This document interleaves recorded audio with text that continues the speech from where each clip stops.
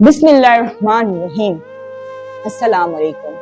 आज हम एक ऐसे मौजू पर बात करेंगे जो हमारे हर दिन, हर मुलाकात और हर ताल्लुक में नज़र आता है।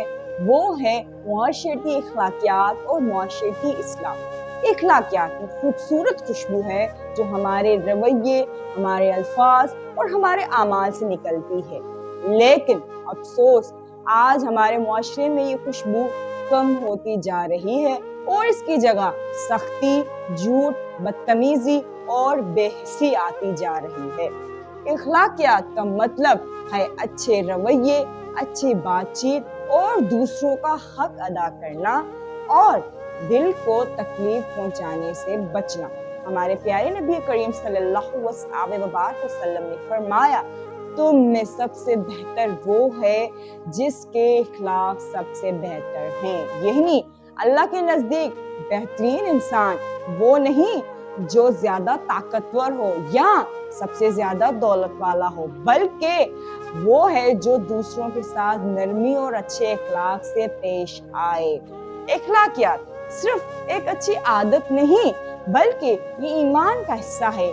कुरान पाक में अल्लाह ताला ने इरशाद फरमाया, और लोगों से अच्छे तरीके से पेश आओ।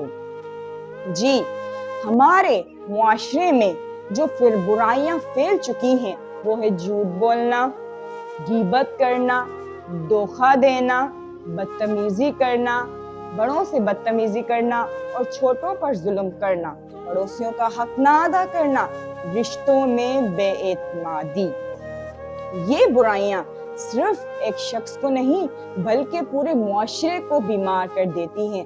जैसे अगर पानी के चश्मे में थोड़ा सा जहर डाला जाए तो वो सारा पानी खराब हो जाता है। इसी तरह अगर हम में से कुछ लोग बुरे इखलाक अपना ले तो पूरा मुआशरा बिगड़ जाता है।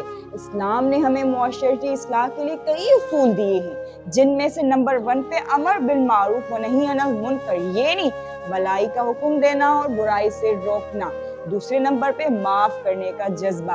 कुरान पाक में है, बुराई का बदला बुराई के बराबर है मगर जो माफ कर दे और इस्लाह करे। नंबर 3 पे हुकूकुल इबाद का ख्याल। नमाजी, रोजेदार और हाजी होने के बावजूद भी लोगों का हक नहीं अदा करते तो कयामत के दिन हमें खाली हाथ खड़ा होना पड़ सकता